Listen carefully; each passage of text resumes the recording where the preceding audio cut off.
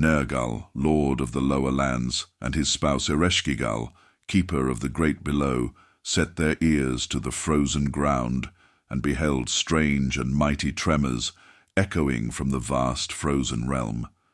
Nergal spake, saying, "The ice, ancient and unmoving, now quiver, the frozen seas whisper of change, and the land beneath the great white shroud awakens from its slumber. In the high mountains of the lands beyond the seas, in the place of the soaring peaks and the hidden valleys, Ninurta, the mighty warrior, set forth his devices and measured the pulse of the earth. And lo, the mountains groaned with unease. The deep places did shudder, and the earth cried out with sighs unknown to men. Ninurta lifted his eyes to the heavens and called upon the gods of Nibiru, saying, "What unseen force moveth the earth?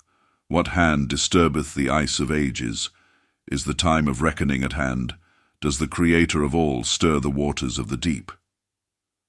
Nergal, watching from the frozen south, beheld the ice begin to crack. Great sheets did tremble and shift, and the cold winds carried forth a foreboding tale. Then he turned to his spouse, Ereshkigal, and spake with urgency, "Send word to Enlil, lord of command, and to Enki, the wise one of the waters, for that the great ice shield is beginning to slip from the land." The seers of wisdom, those who measure the stars and read the fate of the worlds, cried aloud unto the assembly of the gods, saying, "Behold, the hand of the wandering star, Nibiru, moveth upon the deep, and the balance of the heavens is disturbed.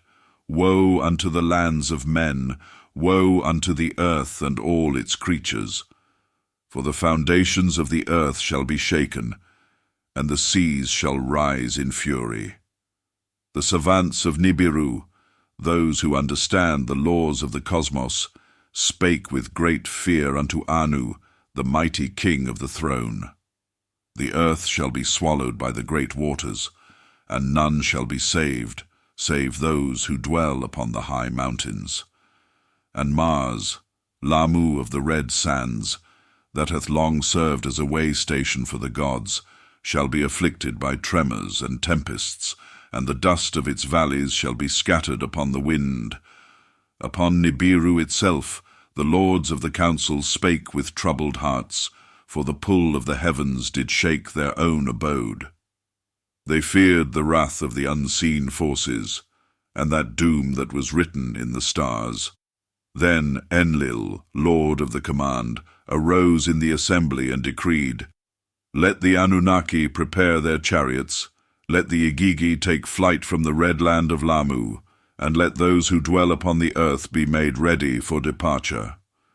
And it came to pass that the mines of the Abzu fell silent, and the forges of Bad Tibira grew cold, for the works of the gods ceased. The heavenly chariots of Nibiru descended in great number, empty and readied for the flight of the Anunnaki unto their celestial abode. And lo, from one of the chariots stepped forth a man, white-haired and with a countenance most noble. His steps were firm and measured as one walking with the wisdom of ages. He was clothed in raiment shining like the stars, and in his hand he bore a sealed scroll, a message from the mighty king Anu, addressed unto Enlil, lord of the command. This man spake, saying, "Behold, I am Galzu, emissary of the king, sent forth with tidings of great import. Call also Enki, the lord of the waters, and summon Ninma, lady of healing, for unto them also must this word be declared." And when Ninma beheld the man Galzu, she marvelled and said, "Strange is your speech, O noble one, for thou say that we have known one another in youth, yet my eyes perceive thee as untouched by time. But I, who have dwelled upon the earth, have seen my days lengthened and my beauty withered, the weight of years pressing heavily upon my form." Then Galzu answered and said unto them, "O lords of the earth, hearken unto my words. Those who have tarried long upon this world shall find no peace upon their return to Nibiru. The cycles of the stars and the measures of time have betrayed thee, for the pull of this earth hath aged you beyond reckoning. Many who have returned before thee have suffered much and found no rest. Their slumber is troubled, their vision dims, their limbs grow weak, and the burden of gravity afflicts them sorely. In Nibiru's long embrace they no longer belong, for the touch of earth hath claimed them as its own. Great was their dismay at the words of Galzu. They had thought of returning in triumph, but now they knew their fate was bound to the world they had shaped. Enki, the wise one, and Ninmah, the healer, bowed their heads in solemn acceptance of this truth. But Enlil, the lord of the command, was filled with wrath and spake in his indignation, Woe unto us, for once we sought to fashion earthlings in our likeness, but now, behold, we ourselves have become as they. What curse is this that binds us to this land, that we who once ruled are now ensnared within its grasp? Enlil lamented further, saying, This mission, once noble and grand, hath become a bitter burden. Then Galzu lifted his hand and spake once more. Be not consumed by anger, O Enlil, for what hath come to pass is beyond thy hand. Know ye that upon Nibiru this matter hath been debated, and the council of Anu hath spoken with wisdom and forethought. Enlil, still troubled in his heart, asked of Galzu, Tell me, what decree hath been given? Shall we remain here forever, bound to this lowly world, or shall we yet find redemption and return to the stars? Galzu, the messenger of Anu, lifted his voice, and spake before the lords of the earth, saying, Lo, the fate of Nibiru is written in the stars, and who among the gods shall question the will of the Creator of all? For it is not by chance that ye have come unto this land, nor by folly that ye have wrought the making of rational beings. Does not the hand of the Almighty guide the course of all things? And does he not decree what shall pass upon the heavens and the earth? Then Enlil, the lord of the command, lifted his eyes and spake, Shall Nibiru fall to ruin and be no more? Is this the will of the Most High, that our home be left desolate and forsaken?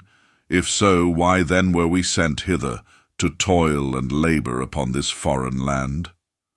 Galzu answered, The mysteries of the heavens are beyond the knowing of even the wise. Yet know ye this, O Enlil, O Enki, O Ninmah. Ye are now of the earth, and the earth is thy dwelling place. If thou seekest to return unto Nibiru, then death shall surely overtake thee.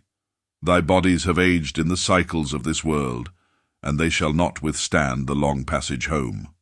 Therefore hearken unto my words, for they are the decree of Anu and the council of Nibiru. When the great upheaval cometh upon the earth, when the waters rise and the land is swallowed, let not the Anunnaki perish with the creatures of the dust.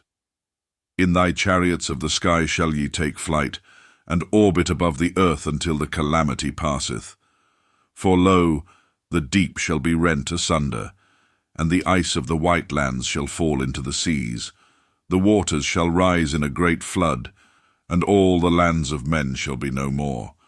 But ye shall look down from the heavens, and behold the desolation with thine own eyes.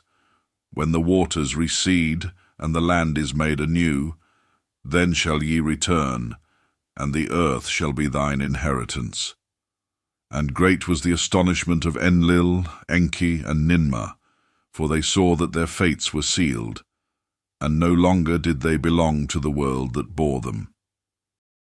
And it came to pass that the decree of Anu was made known unto the Anunnaki and the Igigi, that none of the earthborn shall set foot upon Nibiru, neither the fair Sapanit, the spouse of Marduk, nor the wives of the Igigi, nor their children born of the daughters of men. And those of the Anunnaki and the Igigi who would not return to Nibiru were bid to make their choice in secrecy, whether they would take refuge in the heavens above, or remain upon the earth and seek shelter upon its highest peaks. Then did the Igigi lament, for they had taken to themselves wives of the earth, and their hearts were divided between the heavens and the land beneath. Many among them wept, for they would not part from their beloved, nor forsake the children born of their loins. But Enlil spake with great authority, saying, The decree of Anu is steadfast and shall not be overturned, for the ways of the earth and the ways of Nibiru are not alike, and the flesh of the earthborn is not as the flesh of the Anunnaki. Let those who seek refuge in the heavens take their place among the stars, but let those who choose the earth abide by its fate. Then were the Anunnaki troubled, and the Igigi fell into great distress, for they knew that the waters would rise in wrath, and the lands of men would be swallowed by the raging flood. The sons of Anu prepared their chariots, and those who would ascend to the heavens made ready their departure. But those who chose to remain among their wives and children sought refuge in the tallest mountains, so that they might find sanctuary from the coming deluge. Yet all this was kept from the earthlings, for Enlil had decreed that no warning should be given, and that the race of man should perish from the earth. And it came to pass that the sons of Enlil, mighty among the Anunnaki, made their choice before their father, the great lord of the command. Ninurta, the warrior, and Iskur, master of the storms, declared their loyalty and swore to remain with Enlil. But Nannar, the moon god, the third son of Enlil, wished not to remain among the raging waters, and chose instead to seek refuge upon the moon, so that he might outwait the deluge from the celestial heights. Utu, the radiant one, lord of justice, and his sister Inanna, the star of the heavens, both born upon the earth, the children of Nannar, chose to ascend into the heavens and abide in the orbiting chariots, that they might witness the great calamity from above. Enki, the wise, the great master of life, took counsel with his spouse, the lady Ninki, and together they chose to take refuge within the celestial chariots. But Marduk, firstborn of Enki, stood defiant before the assembly of the gods, and with a voice of wrath did he declare, I shall not depart from my wife, Sarpanit, nor forsake the Igigi who have taken their place among the earthlings. If doom is fated for the earth, then let me retreat to Lahmu. Then spoke the sons of Enki, Nergal of the underworld, Gibil the firebringer, Ninagal, the master of the mighty floodwaters, Ningish-Zida, the keeper of mysteries, and Dumuzi, the tender of flocks, beloved of the people. And they said with one voice, We shall not forsake this world, but shall remain and bear witness to the fate that has been decreed. Ninmah, the great mother, she who shaped the flesh of humankind with her own hands, proclaimed before the gathering of gods, These creations of our toil, these earthlings, they are the fruit of my labor and the work of my heart. I shall not abandon them, nor turn my face from their suffering. Where they remain, I shall remain also. Thus was the decision made among the great ones of the Anunnaki. And Enlil, mighty among the gods, did wax wroth with Enki, and his anger burned as a consuming fire against the earthlings. For he abhorred the works of Enki, saying, Behold, my brother has usurped the will of the Creator of all. He has mingled the holy essence with the blood of beasts. He has given unto the wild creatures the knowledge of the gods. He has broken the sacred laws of the heavens and the earth, and in his transgressions he has begotten rebellion and lawlessness. Did he not sire the one called Adapa in secret? Did he not deceive the council concerning his offspring? And through his seed did not the twin Cain slay his brother Abiel? And did not his son Marduk defile our name, by permitting the Igigi to take unto themselves daughters of men? The wickedness of this earth has reached the heavens. Therefore let the judgment be made. Let the floodwaters rise and cleanse the earth. Let not a single earthling be spared, for they are an abomination before us. This destruction shall come, and none shall hinder it." Enlil turned to the assembly of the Anunnaki, and he commanded them, saying, "Swear before the Creator of all, that none among you shall intervene, that no hand shall be stretched forth to save them, for the flood shall come as it is decreed." But Enki stood before him, and he defied his brother, saying, "Why then do you call for an oath, O Enlil? If this flood be of the stars' decree, what need is there for us to take an oath? Can we, mere lords of the earth, stand against the hand of destiny? If this destruction must come, then let it come by the hand of the heavens alone, and let none be called to account for it but you, Enlil. For your wrath burns against these creatures whom we have made. Let it be known before all who stand in this assembly that the guilt of their perishing shall be upon your shoulders alone." And lo, the time of the great departure was at hand, and the mighty Anunnaki who chose to return unto Nibiru entered the celestial chariots and ascended into the firmament. Then Marduk, son of Enki, and his beloved Sarpanit, gathered unto them the host of the Igigi, and they lifted their voices in lamentation, for they knew not what fate would befall the earth. And they departed for Lahmu, the red-stained celestial wanderer, there to abide and wait for the waters of the deep to cover the lands. But there were among the Igigi those who chose not to flee, who instead sought refuge upon the highest peaks of the earth, saying in their hearts, "Perchance the floods shall not reach us here." And they set their dwelling places upon the towering mountains, that they might escape the wrath to come. And Enki, ever wise and foreseeing, took the sacred records of the beginning, the holy tablets of destinies, and the divine me, and he commanded that they be hidden from the coming deluge, and they placed them in golden chests, sealed with the seal of the gods, and they buried them deep beneath the foundation of Sipar, that in a time yet to come, those who would seek wisdom might uncover the knowledge of the heavens and the earth. Before the onslaught of the mighty deluge, the Lord Enki, full of wisdom and foresight, called unto him Ninma, the mother of healing, and spake unto her, saying, "Lo, the waters shall rise, and the earth shall be cleansed. The creatures of the land and the fowls of the air shall be no more. The beasts that roam the fields and those that crawl upon the dust, all shall be swallowed by the great flood. But by the decree of the Creator of all, life shall not be lost in vain, for in the days to come the earth shall flourish again." Then Ninma, the compassionate one, gathered her maidens in the city of Shurubak, and they toiled day and night, collecting the essence of every living thing. Enki summoned his son Ningish-Zida, the master of divine knowledge, and they extracted the life seeds from the male and from the female, 2 of each kind.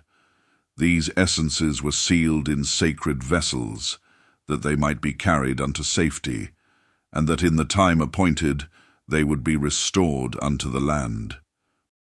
Enki spake unto Ninma, saying, "These are the seeds of life, the sacred codes of all that walks, that swims and flies, that creeps and breathes upon the earth. Let them be preserved within the vessel of salvation, that the wrath of the flood may not erase all that has been made."